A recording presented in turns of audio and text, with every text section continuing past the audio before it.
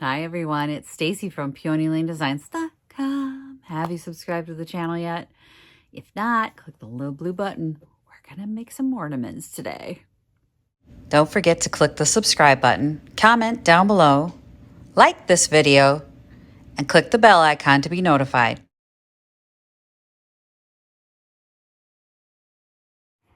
Got my craft stash for Christmas right next to me. I know this is all messy back here too, but that's my craft stash for Christmas. I hit the table.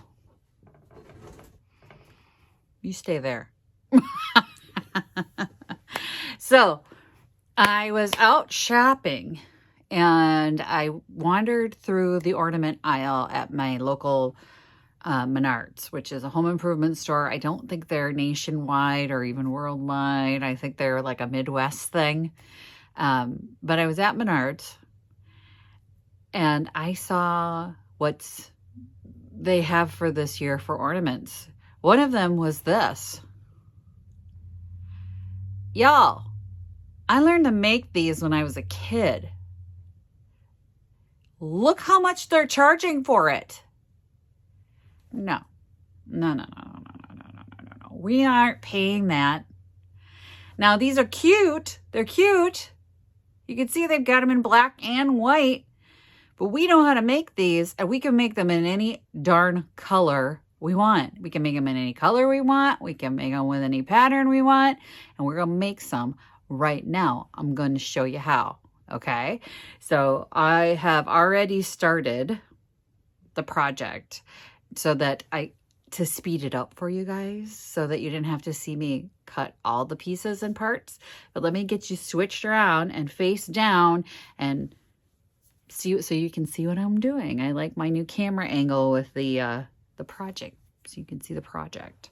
I will try and get it straightened out. I know it was kind of at an angle last time. Forgive the dog. She's just excited about everything. Anyway, I'll try and get it as straight as possible, but with the new rigging, it's been really challenging for me. Y'all know if you've been watching for a while, I do my best, okay? We'll do our best. All right, I think I'm ready. So I've gone ahead and I started by cutting my circles, and I cut contrasting circles to make this easier to show you and demonstrate how we're going to do this project. You don't have to do that. You can have all the same. I've also started ones with a pattern to show you how we do the pattern ones in a minute.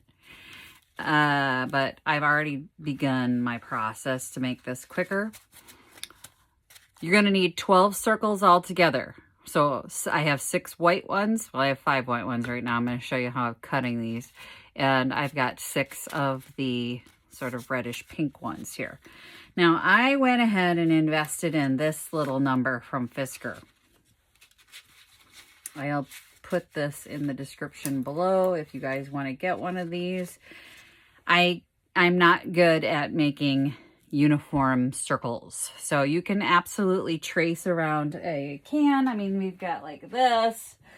I could take one of these and cut a circle, whatever size ornament you want, just as long as all the circles are the same size.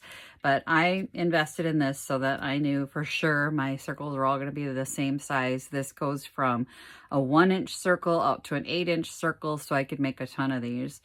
You just press it down and then it's not actually that easy to use. I really wish they had like just a punch, like a hole punch, but you spin it and it cuts through the paper. I'm using scrapbook paper because if you watch my channel, you know I have an inordinate amount of scrapbook paper. I buy it whenever I see it at garage sales, at thrift stores for a really good price, because I punch my tags out of them. So even though this circle has left a lot of excess, it's okay. It won't go to waste. I'm going to use the rest of this either on another project or I'm going to punch tags out of it. So you can see all of my circles are now the same size. And then all you do once you punch your circle is fold it in half, and you want, if you're using a pattern, pretty on the inside, okay? So with these solid colors, it doesn't matter. With a pattern, it matters very much. And the reason I'm not showing you this initial one that we're working on with a pattern is because it's just slightly more difficult, okay? So we're gonna show you the basics on the solid colors to make it easier. Let me get this out of my way. We don't need that. Now, for this, we want every other. So we want white, pink, white, pink, white, pink, white, pink, white, pink, white, pink. You get the point. And I am going to actually glue all the way around the circle on this one.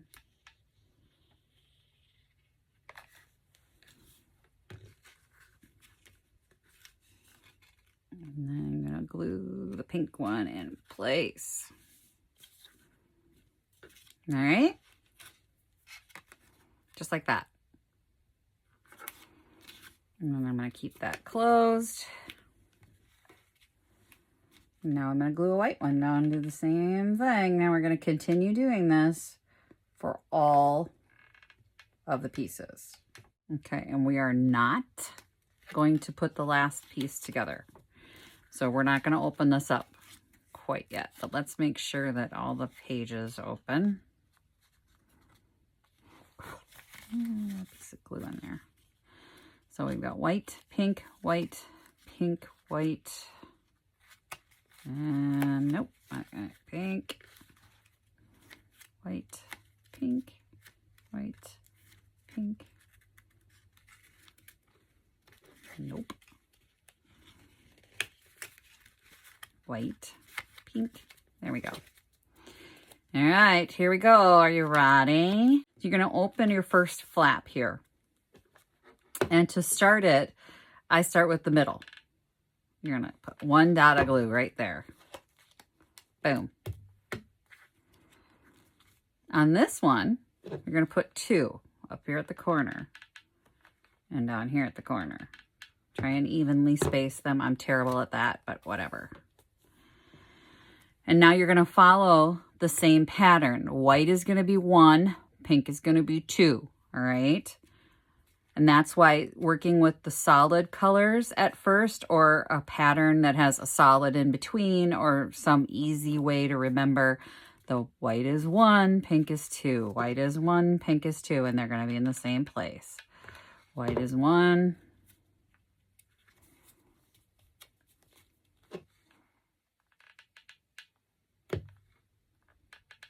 Pink is 2.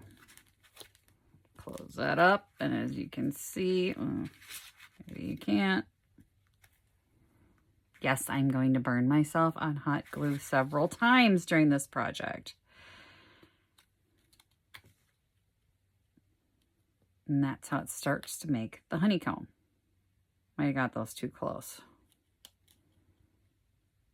Not really. Just little stiff pages.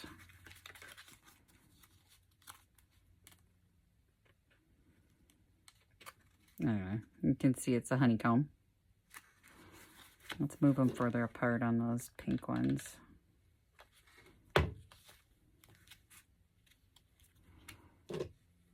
I'll do it closer to the top.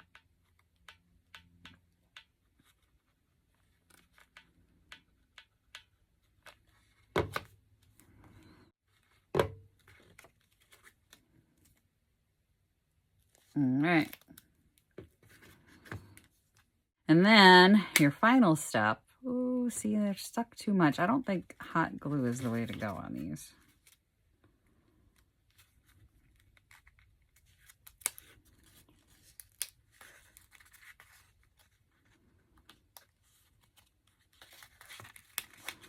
Because it should go all the way around.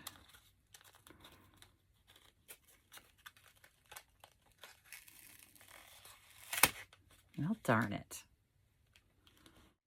Well, that's the process, y'all. I think this paper might be too stiff. I thought scrap paper would be good, but you know what? Book pages might be better. Maybe I'm remembering this wrong because I'm not gluing these together. I just did the 1, 2, 1, 2. And this last one was 1.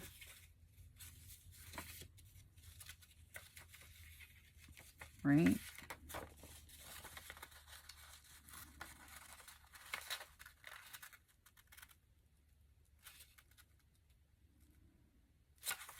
And then I'm putting 2.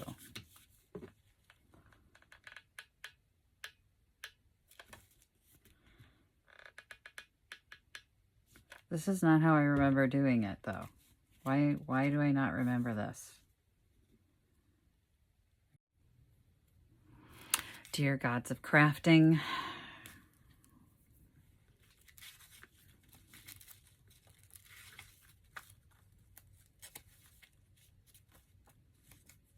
That should be a 2, and then this should be 1 like this.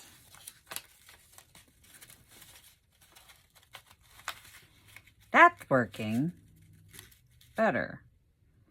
All right, I think the paper was too thick. Good to know. Stick with the scrapbook paper that's thinner, not the cardstock. Cardstock was not my friend on this one. This is cardstock. I should have used the thinner scrapbook paper, like, let's see here.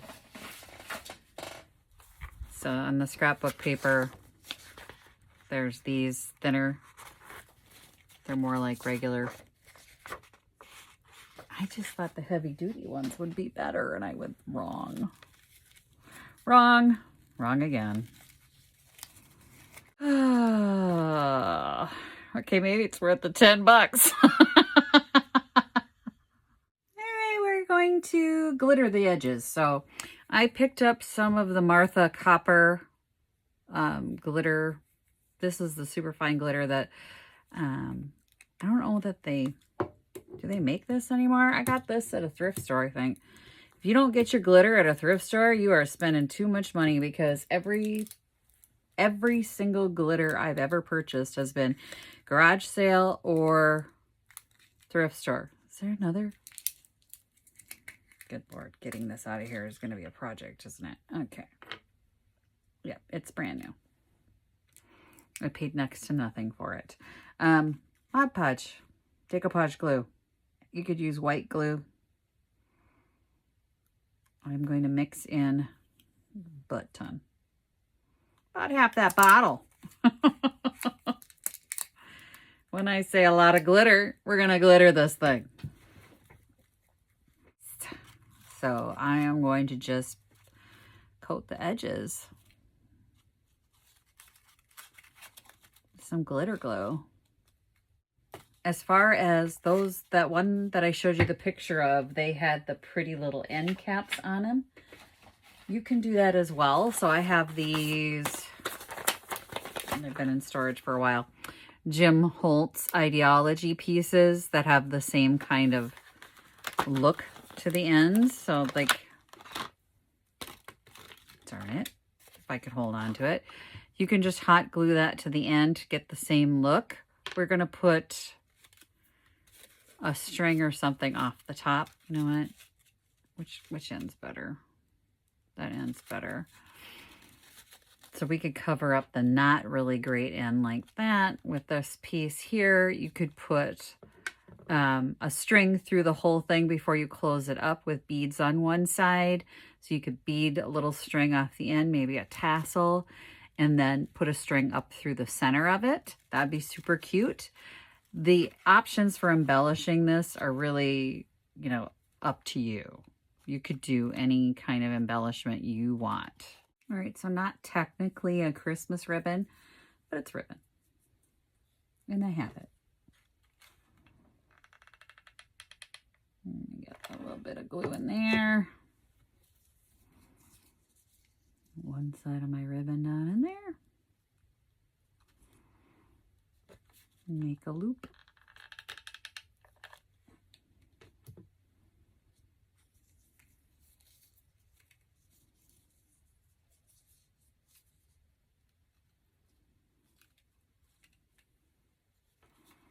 And then I want to glue these book pages down to my ribbon.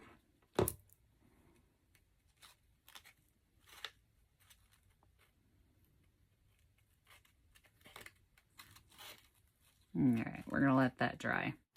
Well, I hung it up to dry, and when I did, I put the embellishments on it. So we can make our own. We don't have to pay the $10. You'll do a nicer job than I will, because now we know. 1, don't use cardstock. Number 1, don't use cardstock. But you can do this with any shape, really. You could do, you know, the wedding bells that they used to have that were these? That's the same thing. The only thing is in between. So like every other one, if you have a larger piece, like if this were a larger, which I wouldn't want to go larger for an ornament. I actually think I should go smaller. This seems like really big to me. I feel like maybe half this size. But if it was a larger size, say where we're doing one of those bells, you'd have to do like 3 and 2 or whatever makes sense for the honeycomb or the design pattern. I gotta pull them apart here and just fluff them up. But otherwise, yeah, we can make our own. You guys now know the process. See, I'm gonna fix that. I got like a hole there. I don't know what I did there. I think I might have got off track on my 1, 2, 1, 2. I don't know. I don't know what happened there. We'll put that side toward the tree. We'll just put the side out. I'm going to keep this one for my tree. It's been about a half a century since I've done this. But you can embellish yours, make it pretty. I would probably glitter the edges of the paper first, because you have to hang it to let them dry. Or you could probably like roll it in glitter, spray it with glitter. If you use a coated paper, you can, like I said, paint it.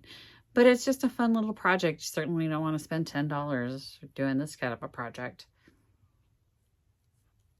It's very minimal investment, you guys. Very cute. Thanks for watching. Happy junkin'. Bye. Visit my blog, peonylanedesigns.com, for more tips, tricks, and inspiration. Thanks for watching, everyone. If you like this video, please give it a big thumbs up. Don't forget to subscribe and click the bell icon so you'll be notified of new videos. I post every week DIY tutorials and, of course, more junkin' videos.